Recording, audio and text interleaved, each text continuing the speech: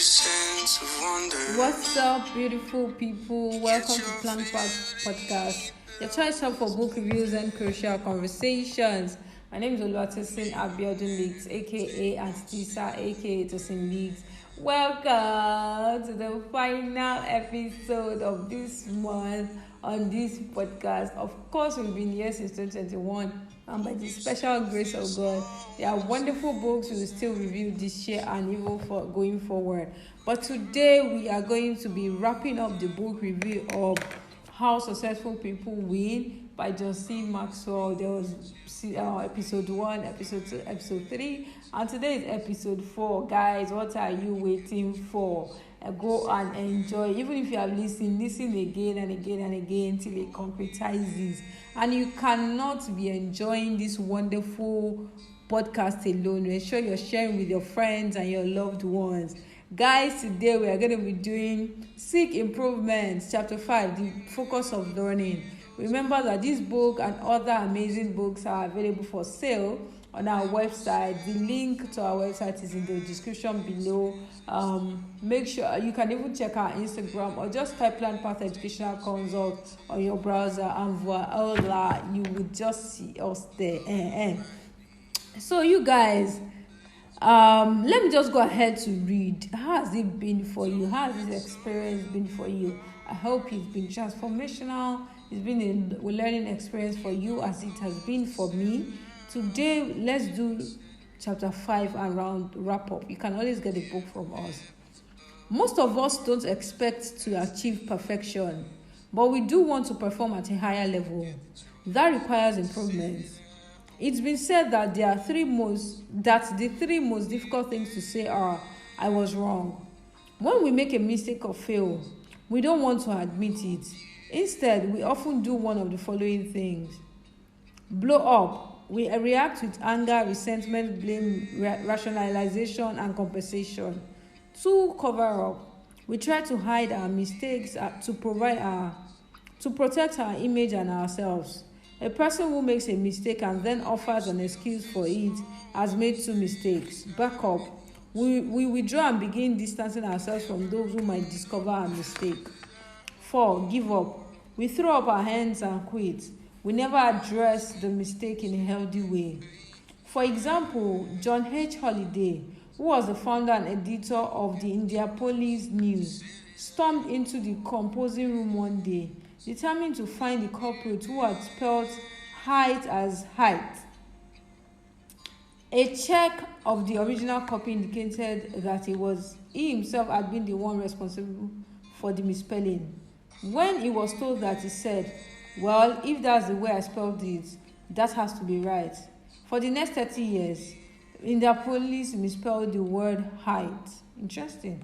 So they wrote it as H-I-G-H-T instead of H-E-I-G-H-T. This even reminds me of when we were growing up. People that were bearing the name Michael, they used to spell their name as M-I-C-H-E-A-L, and of course that's wrong. It's M-I-C-H-A-E-L. I mean, anybody that is named Michael can either decide to leave their name that way or to actually just go through the process of changing.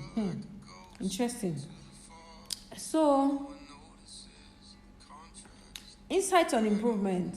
The Stone Age didn't end because people ran out of stones. It ended because people kept learning and improving.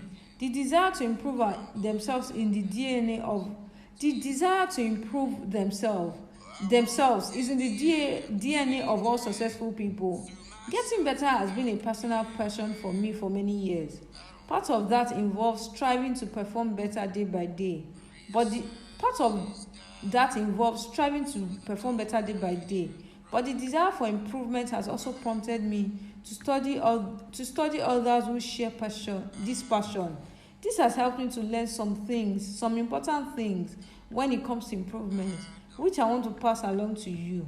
1. Improving yourself is the first step to improving everything else. A few years ago, I was leading a roundtable of 20 highly successful people.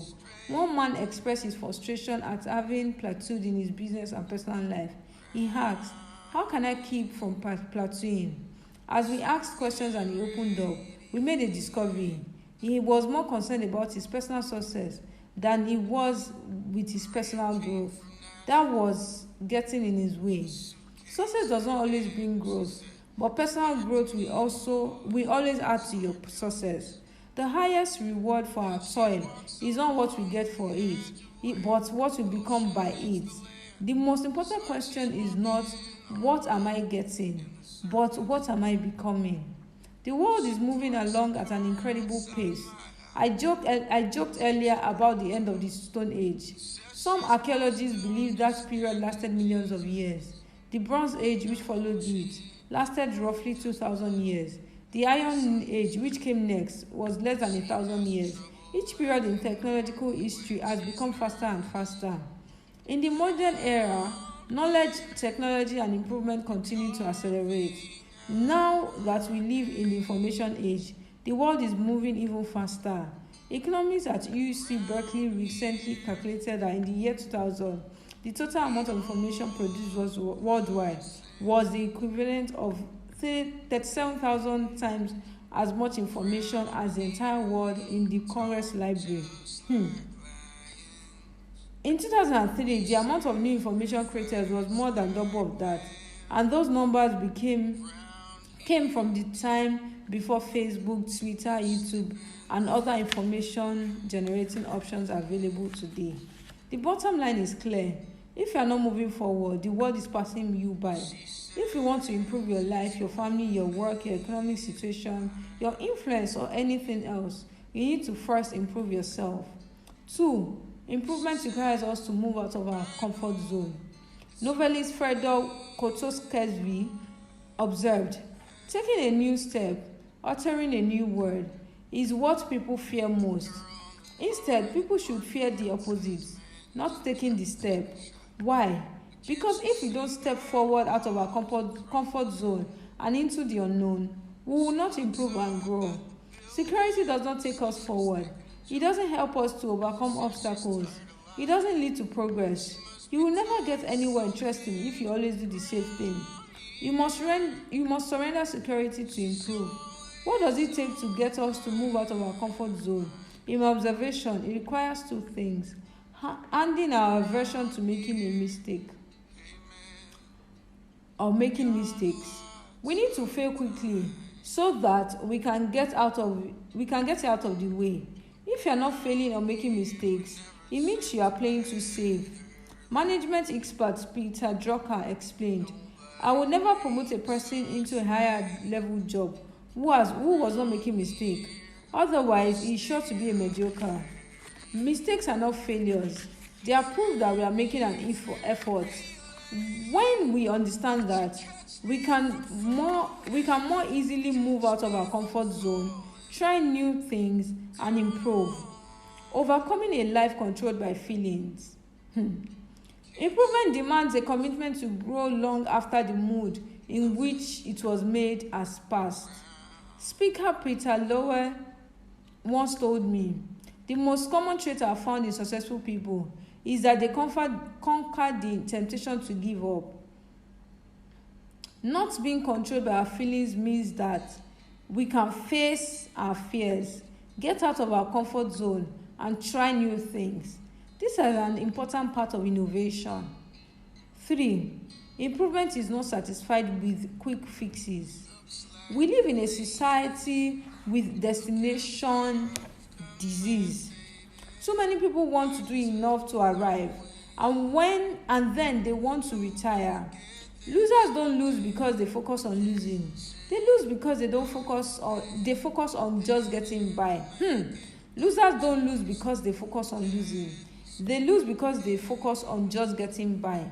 Improvement doesn't come to people who fixate on quick fixes. It comes to the slow but steady people who keep working at getting better.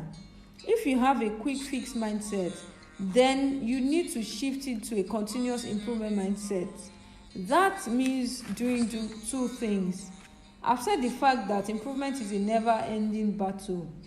I believe all of us can identify the poet Carl Sternberg, who said, there is an eagle in me that wants to soar, and a hippopotamus in me that wants to wallow in the mud. The key to success is following the impulse to soar more than the desire to wallow. And that is a never-ending case And that is a never-ending struggle. At least it has been for me. I believe any successful person would honest in saying, I got to the top the hard way, fighting my own laziness and ignorance every step of the way. If you are just beginning your improvement journey, don't be discouraged. Your starting point doesn't matter. Everyone who has gotten to where he is started where he was. What matters is where you end up, and you get there by continuing to fight the improvement battle. As you do, make this your motto. I'm not where I'm supposed to be. I'm not what I want to be, but I'm not what I used to be. I haven't learned how to arrive. I just learned how to keep going. If you can live those words, you will eventually be successful. 2. Accept the fact that improvement is a result of small steps. People today are looking for a secret to success. They want a magic bullet, an easy answer, a simple thing that will catapult them to. Accept the fact that improvement is a result of small steps. People today are looking for a secret to success. They want a magic bullet, an easy answer, a successful thing that will catapult them to fortune or fame. Success generally doesn't work that way. As Andrew Wood observed, success in most things comes not from some gigantic stroke of fate, but from simple incremental progress. That's pretty boring, isn't it? It may not be exciting, but it is true. Simple differences over time create a big difference. Improvement is achieved in inches, not giant leaps. Writer and artist Albert Hubbard observed, the line between failure and success is so fine that we scarcely know when we pass it. So fine that we are often on the line and we do not know it. How many a man has thrown up his hands at a time when a little more effort, a little more patience would have achieved success? That is why we need to dedicate ourselves to small steps of improvement. Who knows if the next small step will provide the breakthrough we've been seeking. 4. Improvement is a daily commitment. Some things simply have to be done every day. We know the old saying, an apple a day keeps the doctor away. Well, eating 7 apples all at once isn't going to give you the same benefit. If you want to improve, intentional growth needs to be a habit. A habit is something you do continually, not once in a while. Motivation may get you going, but the positive habits you develop and practice consistently are what keeps you moving. As I have worked to improve on a day-to-day basis, 2 words have helped me to stay on track. The first is intention. Every morning as I start my day, I tend to learn something that day. This develops a mindset in me to look for things that will help me improve. The other word is contemplation. Time alone is essential for self-improvement. When I spend time thinking about my challenges, experiences, and observations, it allows me to gain perspective. I can evaluate any losses and I can learn from them. Contemplation time by myself also gives me time to do positive self-talk. Motivational humorist AI Walker stated, the most important words we ever utter are the ones we say to ourselves, about ourselves, when we are by ourselves. During these conversations, we can beat ourselves up and make ourselves feel really small, or we can learn and build ourselves up so that we become better. If you want to spend some time each day to try to improve yourself, you may want to begin by asking yourself 3 basic questions at the end of the day as I do. What did I learn today? What spoke both to my heart and my head? How did I grow today? What touched my heart and affected my actions? What will I do differently? Unless I can state specifically what I plan to do differently, I won't learn anything. One of the things I don't do is compare myself to others during that time. There's a reason for that. My desire is not to become superior to anybody else. I only want to be superior to my former self. Intention and contemplation assist me in doing that. This is the last part of this part. Make improvement intentional. Improvement is within the reach of anyone, no matter how experienced or green, educated or ignorant, rich or poor. To start improving today, do these 3 things. Decide you are worth improving. To improve yourself, you must believe you can improve. You can invest in yourself. You don't need anyone's dreams but your own. And you don't need to become any other person than yourself at your best. The great philosopher Thomas Sackley once wrote, Let each become all that he was created capable of being. I can't think of a better definition of success. Life challenges us every day to develop our capabilities to the fullest. We are successful when we reach for the highest that's within us, when we give the best we have.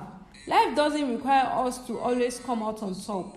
It asks only to do our best to improve at whatever level of experience we are currently on. Pick an area to improve. Most of us either want to improve nothing, or we are so impatient to become all that we can that we try to improve all that we are at the same time. Those are both mistakes. We need to focus. Noted psychologist William Jones advised. If you would be rich, you will be rich. If you will be good, you will be good. If you will be learned, you will be learned. But wish for one thing exclusively, and don't at the same time wish for 100 other incompatible things just as strongly. You will have plenty of time to improve other areas of your life. Focus on the one now that makes the most of your strength and is closest to your sense of purpose. Take the advice of Earl Nightingale, who suggested spending an hour a day improving in that area. Then take it slowly but steady. We always overestimate what we can get done in a day or in a week, but we underestimate what we can get done in a year. Just imagine what you will be able to get done in 5 years. Find opportunities to improve in the wake of your losses. 3. Focused strategic improvement is important to success, and so is learning from our losses as they come. I will address that more specifically in the chapters on adversity, problems, and bad experiences. However, let me say this. Some lessons in life cannot wait. You must make the most of them when they occur. If you don't examine what went wrong while the details are fresh, you may lose the ability to learn the lesson. Besides, if you neglect to learn the lesson immediately, you may experience the loss again. Knowledge may come from study, but wisdom comes from learning and improving in the wake of your mistakes. I always try to remember that I'm a work in progress. When I maintain that perspective, I realize that I don't have to be perfect. I don't have to have it all together. I don't need to have all the answers, and I don't need to learn everything in a day. When I make a mistake, it's not because I'm a failure or worthless. I just didn't do some things right because I still haven't improved enough in some part of the process. And that motivates me to keep going and improving. If I don't know something, it's an opportunity for me to improve in the new area. I'm in it for the long haul. I try to be like industrialist Ian Maxwell, who said, I work on the same principle as people who train horses. You start with low fences, easily achieve goals, and walk up. When I got started, my fences were embarrassingly low, but in time I was able to raise them. Today I'm still raising them little by little. That's the only way I know how to keep improving. I always want to keep doing that because improvement is the focus of learning. Amen. It is just what it is like. I want you to listen to this episode over and over again. Let it concretize. Send it to that person you love. Because 2025 is going to be an amazing year for us. But you know what? It won't happen by magic or by mistake. Seek improvement. Sometimes we underestimate what we can learn in a year, in 10 years, in 5 years. Let's just do it. Consistently. That's the key. No other principle anywhere. Just keep learning. Just keep going. Just keep growing. That's the way to go. Well done. This book is available for purchase on our website. Just type Plant Path Educational Consult on your browser and you can see our website and you can get the book. And like I always say, like I always tell you, you know what? We need to thank Plan Path Educational Consult for sponsoring this show. Since 2021, a round of applause for Plan Path. Clap for us. At it right. Plan Path Consult is your choice for everything education. Everything you're looking for education is with us. Book sales, trainings, instructional design, education consulting. Plan Path Educational Consult is your go-to place. Thank you for listening to this episode. Thank you for always listening to us. I hope you've had a blessed and a wonderful January 2025. As we wrap up the month and pivot into next month, I wish you the very best. See you next month by the grace of God. Take care of yourself. My name is Olatosin Abiodun Lakes, as you know. Bye, I love you. Deuces.